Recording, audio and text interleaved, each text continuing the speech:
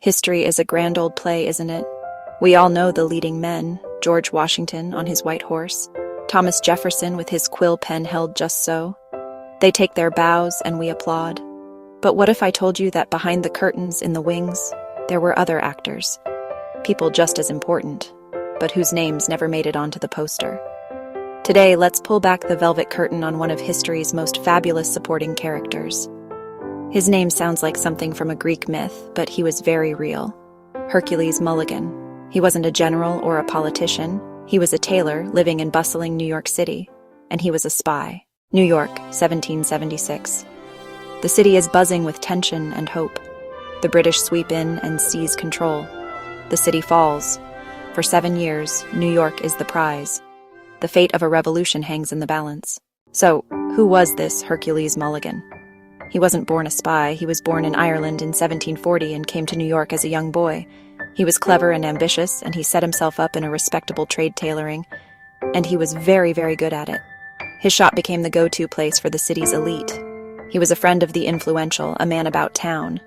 Crucially, before the war, he became firm friends with a young, bright student from King's College, a man named Alexander Hamilton. Yes, that Alexander Hamilton. It was this friendship that would change the course of Mulligan's life and American history. Hercules Mulligan wasn't just collecting idle gossip. The information he gathered had a colossal impact on the war. His most famous and perhaps most important contribution came not once, but twice. The first time, a British officer came into his shop late one evening to purchase a new watch coat. In his haste, the officer let slip the reason for his urgency. He had a mission to capture a very important rebel general the next day.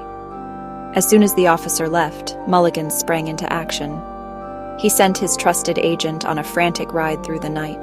The warning arrived just in the nick of time. Washington changed his plans, avoided the ambush, and the course of history was preserved.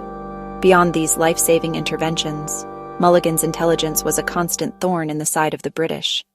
Every piece of information he provided was a thread, and Washington's spy master wove these threads together to create a picture of the enemy's strategy. Let's play a little game of what if. It's one of my favorite things to do with history. What if Hercules Mulligan had been discovered? For Mulligan himself, the outcome would have been grim. He would have been tried as a spy, and the penalty for espionage was death by hanging. But the impact would have been far, far wider. Without Mulligan's 2 timely warnings, it is highly probable that the commander-in-chief of the Continental Army would have been captured. The rebellion's charismatic leader, its unifying symbol, gone. The psychological blow to the American cause would have been devastating. The United States of America might never have been born. The world map would look very different today. It's a staggering thought, isn't it? That the existence of one of the world's great powers could hinge on the bravery and quick-wittedness of a single tailor. So what happened to our hero after the war was one morning, a very special visitor arrived at his shop.